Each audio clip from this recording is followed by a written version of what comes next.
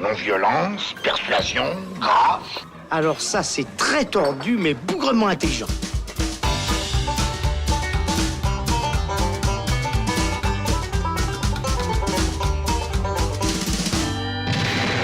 Salut les cinéphiles, bonjour, bonsoir à tous, c'est Alex. Je suis très heureux de vous retrouver pour ce nouvel épisode du Saloon consacré à la légende de la pop anglaise, j'ai nommé Sir Elton John. On peut dire que c'est un peu son année à Elton, car alors qu'il est en pleine tournée d'adieu, il sera d'ailleurs au Montreux Jazz cet été, un biopic musical lui rend hommage de son vivant, ce qui a même permis à la star aux tenues exubérantes de défiler sur le tapis rouge du Festival de Cannes il y a quelques jours, puisque le film y était projeté en première mondiale hors compétition. Ce biopic, il s'appelle Rocketman et il est réalisé par Dexter Fletcher. Il vient tout juste de sortir dans nos salles et pour en causer, j'accueille Charlotte Klinke. Salut Charlotte. Salut Alex. Et Sven Papo. Salut Sven. Hello Alex. Alors si vous êtes prêts, on enfile son plus beau costume, ses lunettes pailletées et on y va. C'est chouette comme métaphore, non? C'est pas une métaphore, c'est une périphrase. Oh, fais pas chier. Ça, c'est une métaphore. C'est Taron Egerton, jeune acteur anglais qui bouffait l'écran dans Kingsman, qui incarne Elton John et donne aussi de la voix, s'il vous plaît. Rocketman s'intéresse seulement à une partie de la vie d'Elton John, de ses débuts à son ascension, en passant par ses problèmes d'alcool, de drogue, jusqu'à sa renaissance avec le tube I'm Still Standing. Et derrière la caméra, on retrouve le cinéaste britannique Dexter Fletcher, qui avait déjà fait tourner Taron Egerton dans la comédie Eddie the Eagle, et qui avait d'ailleurs terminé Bohemian Rhapsody à la place de Bryan Singer, sans être crédité. Et ça, ça veut dire beaucoup de choses au final, Charlotte. Effectivement, ça veut dire beaucoup de choses et je pense que durant cette critique, on ne va pas pouvoir s'empêcher de faire une comparaison. L'un et l'autre, ils sont sortis à peu de mois d'intervalle. Et moi, personnellement, j'ai vraiment vu une évolution. Après Dexter Fletcher, il n'est pas resté sur le tournage de Bohemian Rhapsody très longtemps. Il me semble qu'il s'est vraiment concentré sur la fin du film. Exact. Enfin, sur la fin du tournage. Mais il apporte quelque chose, il y a quelque chose dans Rocketman il y a un plus qui n'existe pas dans Bohemian Rhapsody, je ne vais pas le développer maintenant, mais clairement qu'il y a une recherche, il y a une évolution, même s'il y a aussi beaucoup de défauts. Sven, pour toi, tu compares aussi les deux films et tu es d'accord avec Charlotte, une évolution, peut-être un peu plus d'idées, un peu plus de liberté sur Rocketman? La comparaison est inévitable. C'est clair que déjà on a deux amis en fait, dans la vraie vie, dans la vie réelle. Ils étaient quand même très proches les deux. Il y a quand même beaucoup de comparaisons qui sont faites avec les deux personnages. Deux personnes qui étaient en mal d'affection. Freddie Mercury et Elton John, pardon. Et donc, bien sûr, d'un côté, le réalisateur, Dexter Fletcher, qui a mis un peu un demi-pied dans le Bohemian Rhapsody et un 2 pieds complets dans Rocketman. Pardon. Et c'est vrai que je rejoins totalement Charlotte. C'est vrai que c'est complètement différent dans l'approche et dans le parti pris.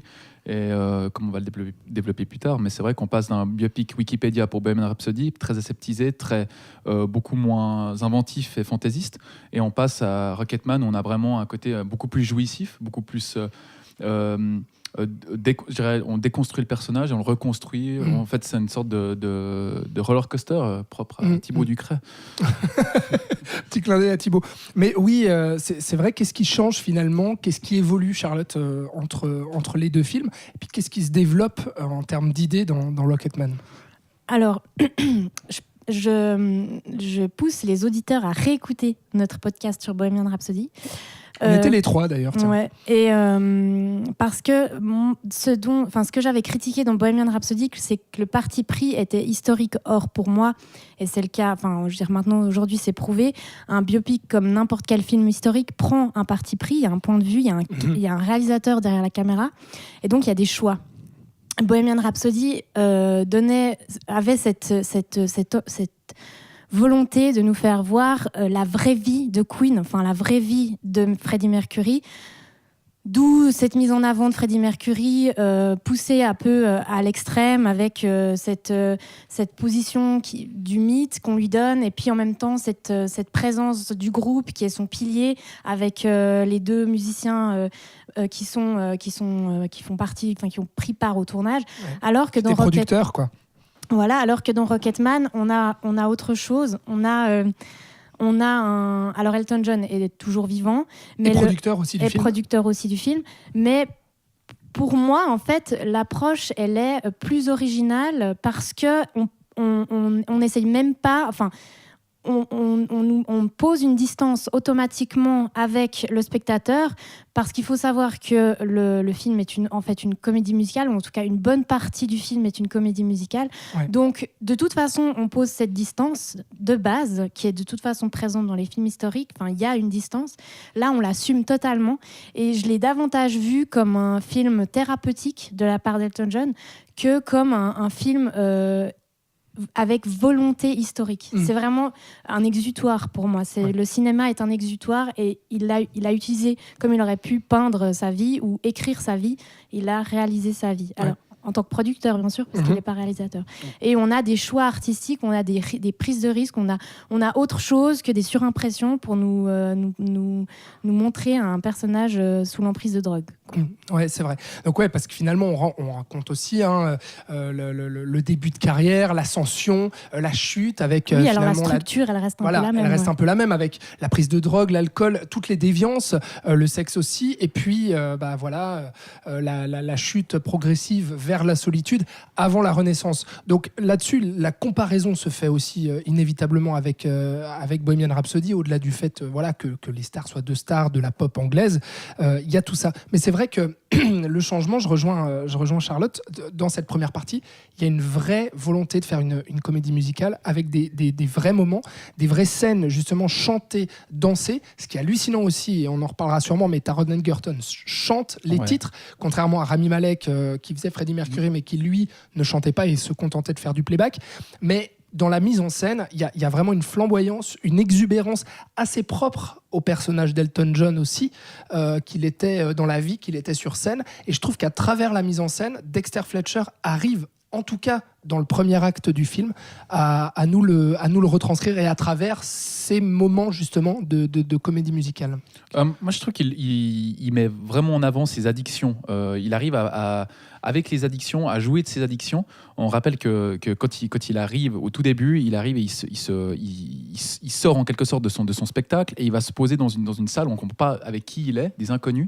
Il est en face à des inconnus et il parle de ses problèmes. Il parle à cœur ouvert. Il dit je suis alcoolique, cocaïnomane, sex addict et boulimique. Donc voilà, déjà dès le départ, on arrive à un stade où Elton John vraiment est à cœur ouvert. Donc si c'est une réunion d'alcooliques anonymes en fait. Qu'on comprendra plus tard. Le film s'ouvre comme ça. Exactement. Et là, on a presque l'impression que c'est une sorte de distorsion de la réalité. En fait, on est vraiment dans la boîte crânienne de Elton John pendant un moment, qui est magnifiquement incarné par Taron Egerton, et qui est la grande différence avec Rami Malek, même si Rami Malek a remporté un Oscar où il était incroyable dans la peau de Freddie Mercury. C'était vraiment une imitation pour moi. Là, on a vraiment l'impression que Taron Egerton se le réapproprie. Il donne vraiment une flamboyance, que je te paraphrase, parce que c'est vrai qu'il y a plusieurs flamboyances. Il y a la flamboyance déjà sur la mise en scène. Donc, il y a une scène où les corps se croisent, se trouvent dans une sorte de salle. Je crois que c'est dans le Troubadour, si je ne m'abuse, où il commence à péter une case, Elton John. Le Troubadour, qui est en fait la première salle à Los Angeles où sa cote est montée en flèche. En fait, on ne sait pas, on ne sait pas très bien où il arrive. Mais c'est comme dans Bohemian Rhapsody, il arrive dans un sous-sol comme ça, sauf que c'est de ces surimpressions dont je parlais. On parle de son état sous l'influence de drogue. Et au lieu d'avoir des surimpressions, on a une mise en scène qui représente ce qu'il... La prise de drogue. La prise de drogue, et puis donc une recherche un peu plus artistique. L'image commence à se flouter. Y a des corps se mélangent, et puis ils se mêlent parmi eux. Enfin, il y a vraiment une... Ouais, c'est vrai que là-dedans, avec ses addictions, on a l'impression que Fletcher en fait se réapproprie en fait la boîte crânienne de Elton John, et il essaye de libérer en fait Elton John de sa prison émotionnelle. Ce que ne fait pas Bohemian Rhapsody par exemple. Mais ce qui est hallucinant, c'est les passages, parce que à la manière de Bohemian Rhapsody, on raconte aussi Elton John en chanson. On va passer aussi tous les titres inévitables, tous les grands tubes, et Dieu sait qu'il y en a. Franchement, on se rend compte dans ce film-là que Elton John a pondu énormément de tubes qui nous ont accrochés durant toutes ces années. 300 millions d'albums vendus. Quand même. C'est énorme. Ouais. C'est absolument énorme. Et il y a des passages là-dedans, notamment avec Saturday Night, qui est le premier vraiment, la première grosse scène de mise en scène de comédie musicale pure, où ça chante et ça danse séquence, et puis là la caméra est en mouvement sans arrêt, où elle va suivre les personnages en plan séquence. Taron Egerton qui va rentrer dans une pièce, ensuite en sortir, rentrer dans une autre, tout ça avec des effets factices. Et là c'est assez hallucinant. Il y a un moment d'émotion aussi avec Yo Sang, où il est seul au piano et où il joue pour son auteur, dont j'ai oublié le nom, mais qui était son ami d'enfance. Voilà, incarné Bernie. par Jamie Bell. Bernie. Voilà, qui lui a écrit en fait au début toutes ses chansons. Il y a aussi Tiny Dancer qui a interprété au moment où on se trouve dans le Troubadour, cette salle mythique de Los Angeles, où là en fait le corps d'Elton John va finir par léviter et faire léviter également le public. On passe ensuite avec Rocketman, où là il y a vraiment la scène est au moment où il plonge dans la piscine, je crois que c'est ça, et puis après on imagine qu'il va décoller dans une fusée. Enfin, en fait, il y a tous ces moments-là qui sont vraiment ultra jouissifs pour le spectateur. Et qui représentent un état émotionnel d'Elton John. Et les chansons, tu parlais des morceaux utilisés. Les morceaux sont pas juste là pour figurer et dire « Regardez ce qu'il a écrit, regardez comme c'est génial ». Tout est inscrit dans le scénario. Donc, les morceaux ont une signification autre que juste être un tube. Ils sont inscrits dans le film et on les a pas en entier. C'est à chaque fois c'est vraiment des moments chantés. Et c'est ce que j'ai apprécié dans toute cette première partie du film, parce que je pense qu'on parlera de la deuxième ensuite. Cette première partie du film où on est presque face à un film chanté. On a de la musique tout le temps, on a des scènes rêvées, on a des scènes figurées, on a vraiment une recherche. Et j'étais agréablement surprise de voir, de juste me dire qu'ils avaient pris ce parti pris de faire un espèce de biopic à la La La Land. Ouais, tout à fait. En fait. Non, et tout ça, c'est vrai que c'est très réussi. Par contre, ensuite, dans la deuxième partie, comme l'annonce, comme tu l'as dit Sven, au tout début, on t'annonce qu'il y a des problèmes, que ça va forcément se gâter à un moment donné, qu'il va y avoir la drogue, l'alcool et autres déviances. Et là, en fait, le film, pour moi, sombre dans une deuxième partie beaucoup plus plate, où on va vraiment, finalement, quitter la comédie musicale pour te faire un simple drame et te raconter, comme j'ai dit, la chute d'un chanteur vers les addictions, etc., mais qui a été racontée 1000 fois, et en plus dernièrement dans Bohemian Rhapsody. Et là, pour moi, l'intérêt était complètement évincé à ce moment-là. Bah là, on retombe assez rapidement quand on passe en fait du rêve au cauchemar, mais au cauchemar bien réel, bien ancré, bien les pieds sur terre. On repasse dans le biopic conventionnel, vraiment très plat. Il règle ses comptes. Moi, je trouve ça un peu dommage qu'il règle ses comptes avec John Reed, son ex-manager, qu'il règle ses comptes avec sa maman, son papa, il surligne. Il surligne à mort, parce qu'on a bien compris les rôles de chacun. On sait très bien que la grand-maman Ivy a été une pierre angulaire de sa vie. Par exemple, pour donner un exemple, Walk the Line de James Mangold sur l'histoire de Johnny Cash, qui n'est pas un biopic qui fait l'unanimité, mais qui me touche beaucoup. Là, ils arrivent à survoler et à pas tomber dans l'excès drame dramatique et dans le pathos. C'est vrai, exactement. C'est le gros problème qu'a eu Fletcher, je pense, sur la fin, où je pense qu'il s'est dit, bon voilà, maintenant il faut remettre les choses à plat, il faut sortir du rêve. La vie, c'est comme ça. On va remettre en avant que maintenant, ça fait 28 ans qu'il boit plus. Mais quitte à terminer sur un clin d'œil, comme on sait, le film a été présenté hors compétition à Cannes, sur les plages cannoises, avec le rôle, le clip dont j'ai oublié le nom. I'm Still Standing. Où là, on fait un pied de nez, un pied de nez. Non, pas du tout. On fait un clin d'œil à Cannes, d'où il était présenté. Mais à part ça, si je peux rebondir sur ce que tu as dit, je me souviens que quand on avait parlé de Bohemian Rhapsody, la question que tu avais posée, c'était est-ce que vous ressentez qu'il y a un réalisateur différent sur le film Ah oui, qu'il y avait Bryan Singer et ensuite Dexter Fletcher qui avait pris la... réponse avait été non, parce que effectivement, c'est assez bien amené. Moi, je trouve là, en fait, qu'on a vraiment l'impression qu'au milieu du film, tout d'un coup, un autre réalisateur a pris en main Rocketman et je suis même pas sûre, et je suis pas vraiment d'accord sur le fait que dès le moment où ça devient trop cauchemardesque, on tombe dans le conventionnel. Enfin, pour moi, c'est pas une raison suffisante. C'est pas parce que tu commences à... Non, mais c'est ce qui se passe à l'écran. Sven a raison. Mais oui, c'est ce qui se passe à l'écran, mais ça ne justifie pas ce choix. Ah, je suis entièrement d'accord avec toi. Il aurait pu faire quelque chose de rester sur cette même veine qui était très bonne et puis novatrice dans l'idée de réaliser un biopic musical en comédie musicale. Peut-être plus appuyé en fait le contexte cauchemardesque, en ayant vraiment une sorte de dramaturgie fantaisiste, un peu à la... Bon, je vais aller un peu loin, mais un peu à la Guillermo del Toro. On transformait un peu le monstre qu'il a créé, l'artiste qui vend des millions d'albums, alors que lui-même est au fond du bac, il a des failles, il a des fractures qui sont béantes.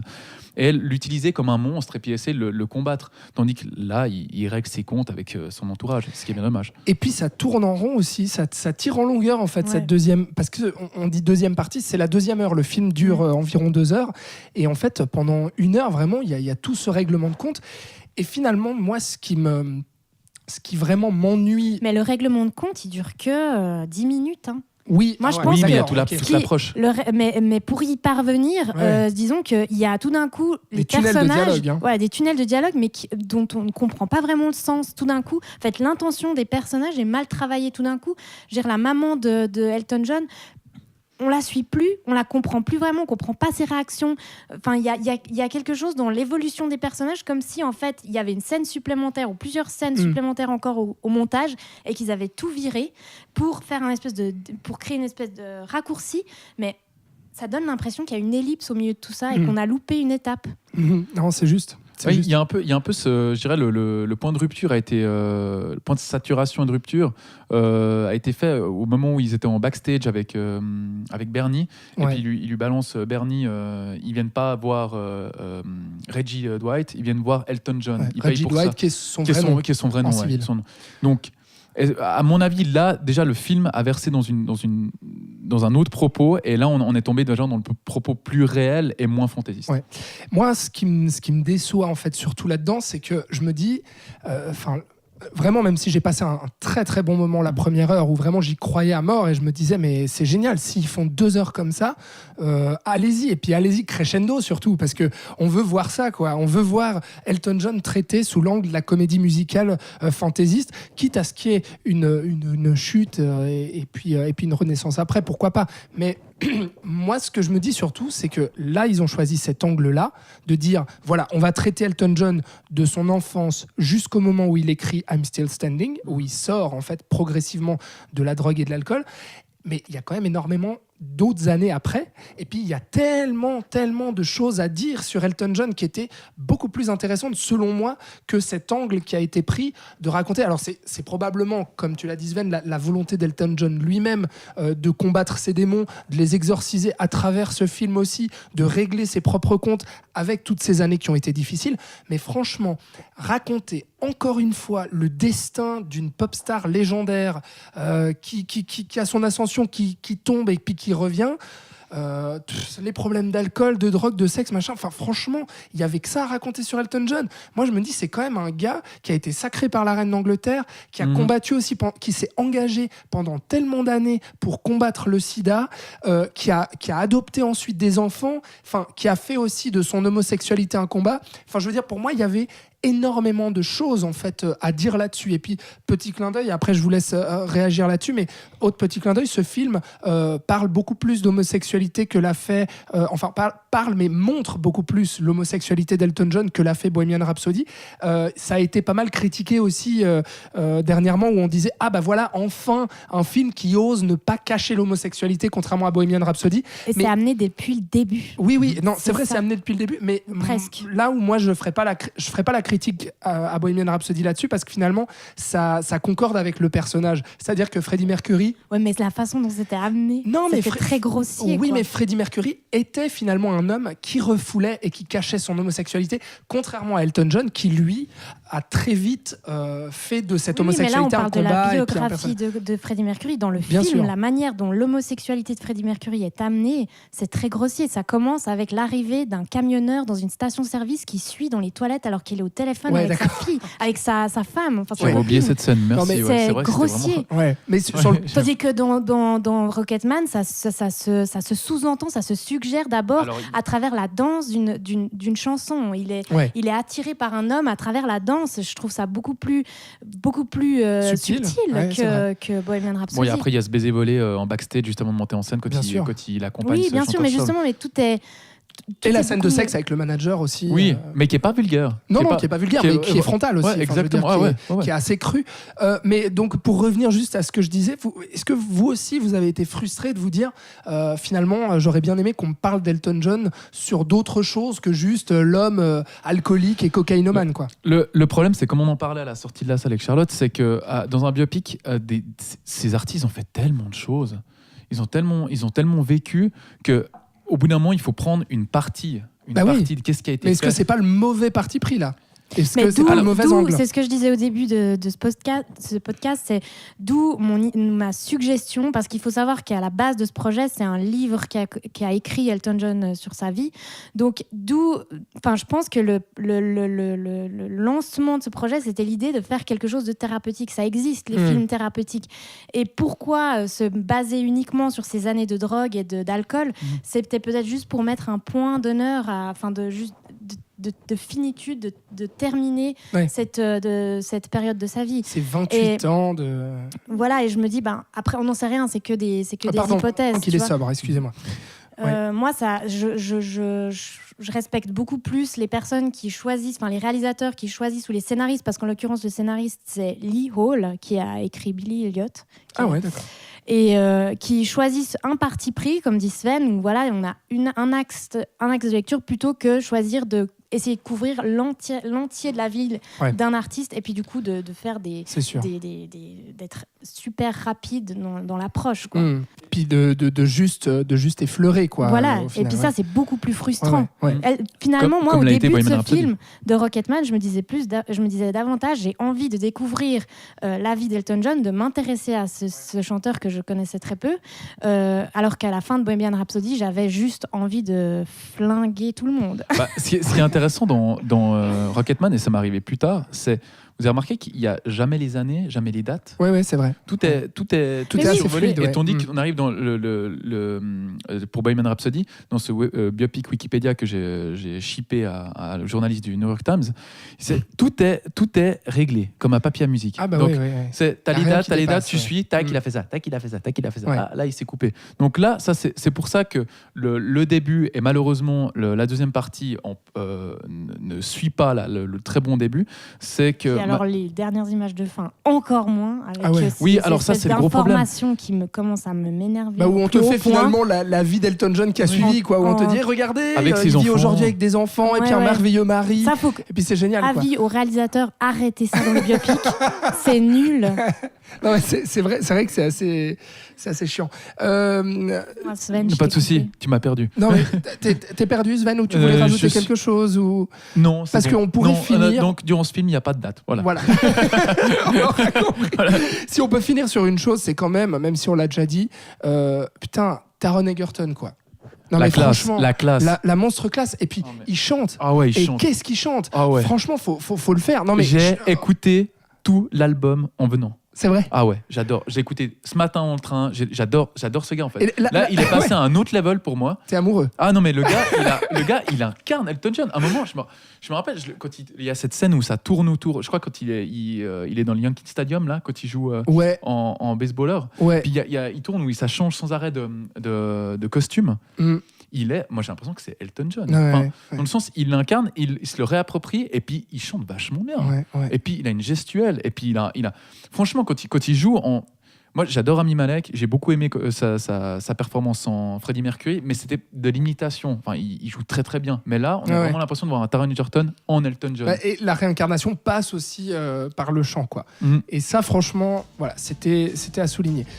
Voilà ce qu'on peut dire donc de Rocketman, signé Dexter Fletcher. C'est donc dans les salles depuis le 29 mai. On vous conseille d'aller vous faire votre propre avis, bien entendu, et puis de nous dire tout ce que vous pensez sur nos différents réseaux sociaux. Dites-nous ce que vous pensez de Rocketman. Merci en tout cas à Charlotte et merci à Sven d'avoir participé à ce débat fourni. Et puis merci à vous de nous avoir suivis et écoutés. Vous pouvez retrouver tous les épisodes du Saloon, vous le savez, sur vos plateformes de streaming préférées. On vous dit au prochain épisode. Ciao!